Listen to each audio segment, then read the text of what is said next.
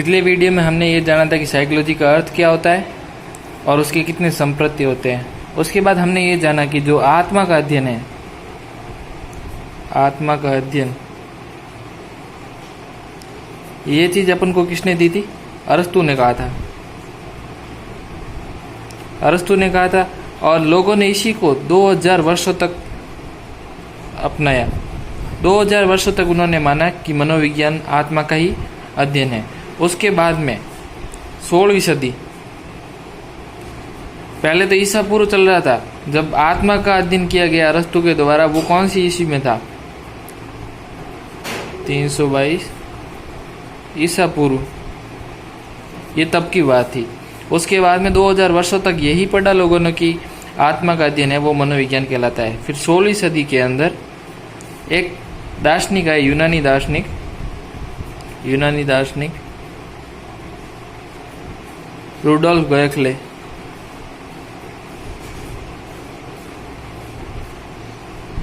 इन्होंने क्या किया? इन्होंने एक पुस्तक लिखी, साइकोलॉजिया। इस पुस्तक के अंदर इन्होंने क्या किया? जो आत्मा का अध्ययन है, कि हम जो आत्मा का अध्ययन कर रहे हैं, उसके लिए एक शब्द प्रयोग किया जिसे कहते हैं हम साइकोलॉजी। जो ये दो शब्दों से मिलकर बना है वो मैंने आपको कल भी बताया था।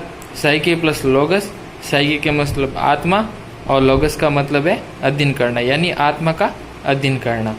उसके बाद में ये जो 2000 वर्षों तक चला वो वहीं तक सीमित रह गया। और 16वीं सदी के बाद में जब ये सबसे पहले रुडोल्फ गोएक्ले ने इसे मनोविज्ञान आत्मा के अध्ययन को साइकोलॉजी का, उसके बाद में 1596 से लेके 1650 तक एक वैज्ञानिक आए,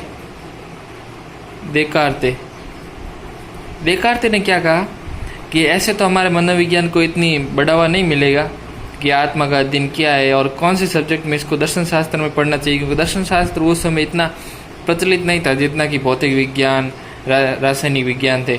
तो देकार्ते ने ये किया, उन्होंने चाहा कि मैं भी ये जो साइकोलॉजी है उसको भौतिक शास्त्र में जोड़ दूं। किस में जोड़ दूं? भौतिक शास्त्र के अंदर। लेकिन जो कुछ मनोवैज्ञानिक थे जैसे जॉन लॉक, स्पिनोजा, कांट, इन्होंने कहा कि आप आत्मा के अध्ययन को भौतिक शास्त्र में कैसे जोड़ सकते हो, क्योंकि आत्मा के अध्ययन को हम किसी नियमों में नहीं बांध सकते। तब सवाल उठे, आत्मा कैसी है, क्यों है, कहाँ है, किस प्रकार का इसका स्वरूप है? तो ये चीजें किसी को पता नहीं थी, इसलिए जो आत्मा का अध्ययन है वो यहीं तक चला। फिर 16वीं सदी में, अब देखिए 17वीं सदी के अंदर इटली के दार्शनिक थे पोम्पोनोजी। उन्होंने जो आत्मा का अध्ययन था वो तो यहाँ पे उसकी आत्मा क्यों है, कहाँ है और स्वरूप का पता नहीं लगा, इसलिए वो अध्ययन समाप्त हो गया।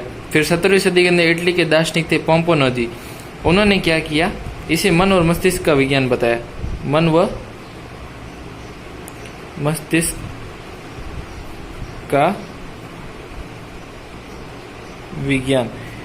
जब पोम्पोनोजी ने इसे मन व मस्तिष्क का विज्ञान बताया तो ये भी ज्यादा समय तक नहीं चला।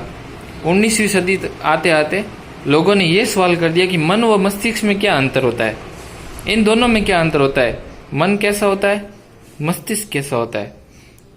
तो वैज्ञानिकों ने यह नहीं बताया कि मन क्या है, मस्तिष्क क्या है, और दोनों में ये अध्ययन भी समाप्त हो गया। उसके बाद में एक नया अध्ययन आया 19वीं सदी प्रारंभ में, यानी 1890 तक। विलियम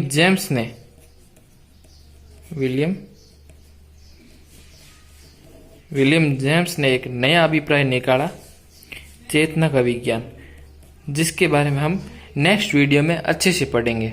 आज हमने दो चीजें जानी। आत्मा का अध्ययन कब तक चला, कब से चला?